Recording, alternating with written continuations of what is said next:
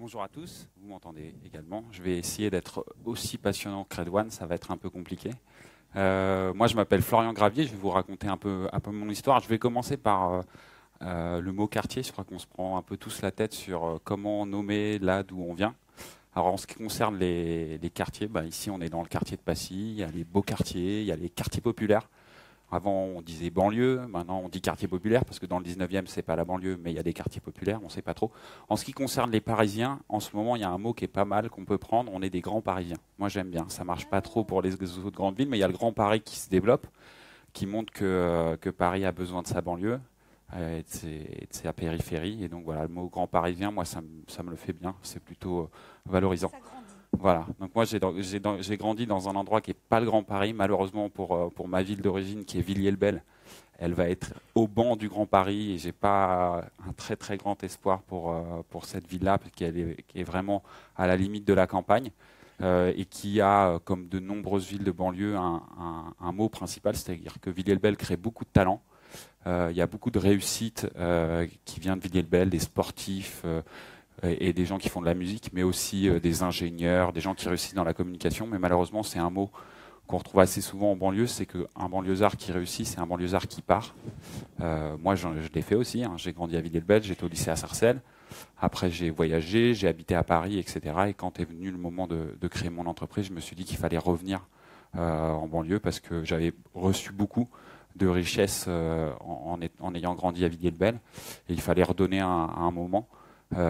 En richesse, par exemple, moi je nous trouve que nous, grands Parisiens ou issus de quartiers populaires, on est plutôt bons caméléons, c'est-à-dire qu'on peut aussi bien parler dans le quartier de Passy que dans notre quartier. C'est pas donné à tout le monde. Je pense que les gens qui grandissent ici sont pas aussi bons caméléons.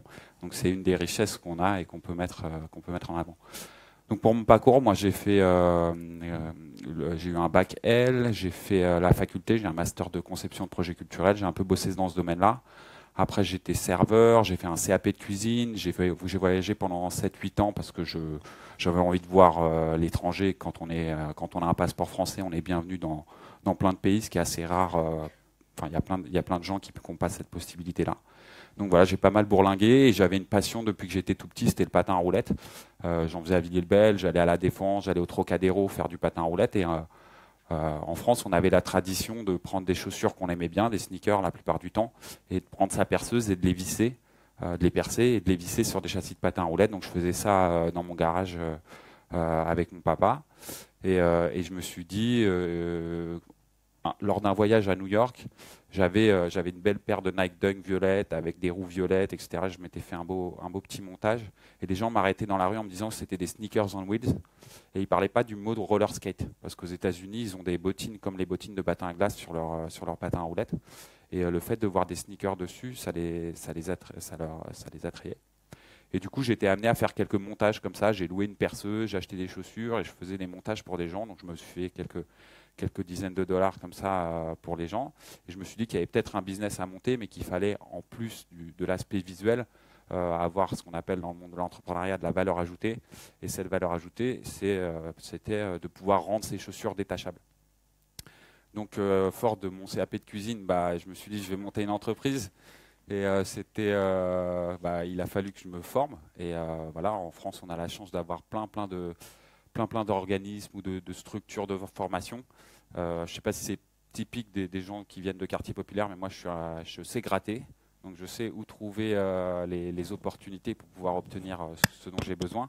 Donc, j'ai fait une formation auprès de l'ADI, l'Association pour le droit à l'initiative économique, qui s'appelle Créa Jeune, qui est ouvert aux gens qui ont un projet d'entrepreneuriat et qui ont moins de 32 ans. Alors moi, j'ai fêté mes 32 ans là-bas, c'était ric-rac.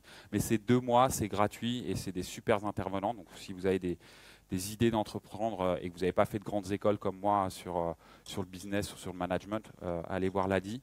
Et puis je me suis dit, il faut que je trouve un mec qui va réaliser une solution mécanique pour pouvoir clipser mes chaussures.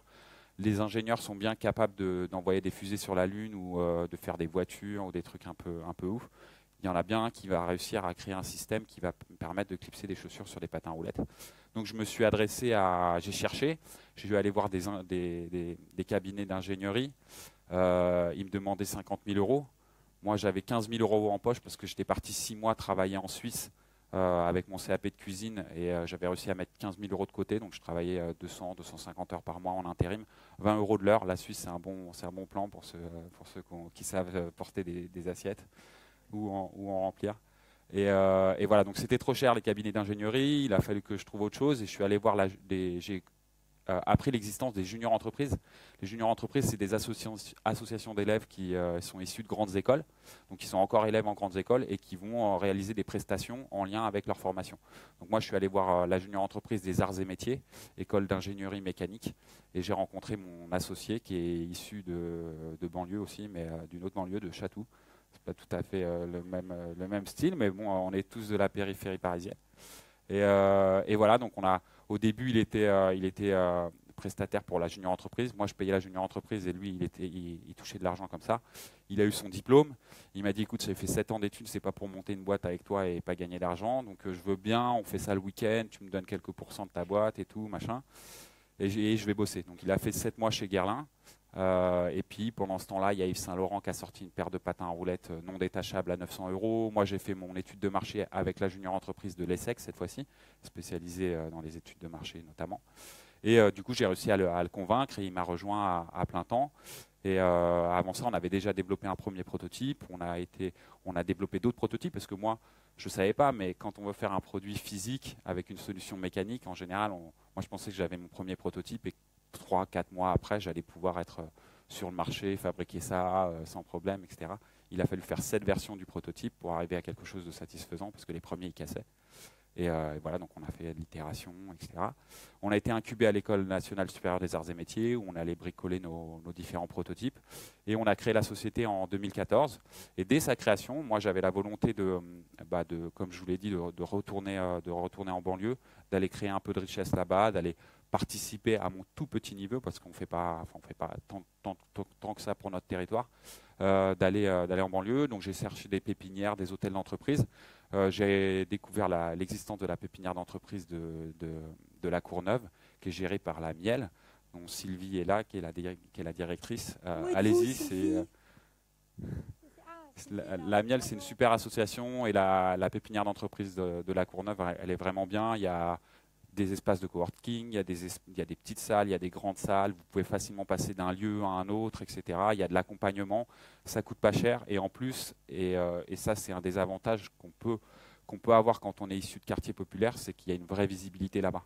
C'est-à-dire que Station F, ouais, il y a peut-être des médias qui viennent à Station F, mais il y a je ne sais pas combien d'entreprises innovantes, intéressantes, qui vont révolutionner le monde, etc. À la Courneuve, il y en a un petit peu moins. Du coup, les médias, ils sont assez friands d'histoires de gens issus de quartiers qui proposent des choses différentes, qui se bougent, etc. Donc nous, on a eu pas mal de visibilité par rapport à ça. On a pu participer au concours Talent des Cités. On a gagné, c'était l'année dernière en 2016. On a été Grand Prix du jury aussi. Donc on a gagné une campagne de visibilité avec France 2. Ça, c'était cool. Voilà, je ne sais plus où j'en suis. Donc, on a créé la boîte. Et donc, on avait, je vais vous les montrer quand même. Donc là, j'ai des patins à roulettes au pied. Ceux-ci, c'est des Doc Martens. On a une collaboration avec cette marque-là. J'ai une petite clé qui est fabriquée en France, dans un ESAT. Prix du travail le moins cher de France après les prisons. Humour. Non, mais c'est vrai aussi. Enfin, il faut trouver des prestataires qui ne sont pas trop chers. Donc voilà, je mets la clé à l'arrière. Mais quand tu fais ça, tu roules pas sur l'autre pied? Ça te fait pas glisser? Non, mais moi, j'y arrive. Mais en général, il faut se tenir. Pro, toi. Et puis là, en plus, c'est de la moquette, donc ça roule pas. Mais en général, quand on les met et quand on les enlève, voilà. Et donc, il y a une petite modification qui est faite dans les semelles de chaussures, voilà, qui permet de l'éclipser. Mais en même temps, la chaussure, elle reste souple et confortable puisqu'on a travaillé avec l'Institut national de podologie. Donc là, encore une fois, on a allé chercher des compétences qu'on n'avait pas. Institut national de podologie, école de podologue. On a eu 30 élèves qui ont fait leur diplôme, leur mémoire de fin d'année sur notre produit. Donc gratuitement, ils nous ont fait de la R&D et puis on a le tampon crédibilité. Pardon ? On fera des questions-réponses après, monsieur, d'accord? On laisse Florent terminer, pardon. Genre, il me reste quoi? 20 secondes 20 secondes. En gros, on allait gratter de l'argent. On a à peu près 140 000 euros de prêt d'honneur. Ça, je vous invite aussi à aller. Prêt d'honneur, c'est des prêts à 0%. On vous prête de l'argent. Vous n'êtes pas obligé de les rembourser tout de suite. Et si jamais l'entreprise se casse la gueule, c'est garanti. Donc, ce sera quasiment sans risque. Il y a 30% normalement à régler, mais ils nous disent qu'ils les abandonnent. Donc voilà, on a eu des prêts, on a participé à des concours, bref, plein de choses pour pouvoir avoir ce à quoi on n'avait pas accès. Et tout ça, ça demande une énergie assez importante. Moi, je travaille quasiment 7 jours sur 7 depuis 3 ans. Je me verse très rarement des salaires. On arrive à l'équilibre. Mais bon, voilà, ça demande des sacrifices et beaucoup d'énergie. Et ça demande d'aller trouver ce qu'on n'a pas. Et en tout cas, c'est disponible. Donc, à vous d'aller chercher ce que vous n'avez pas.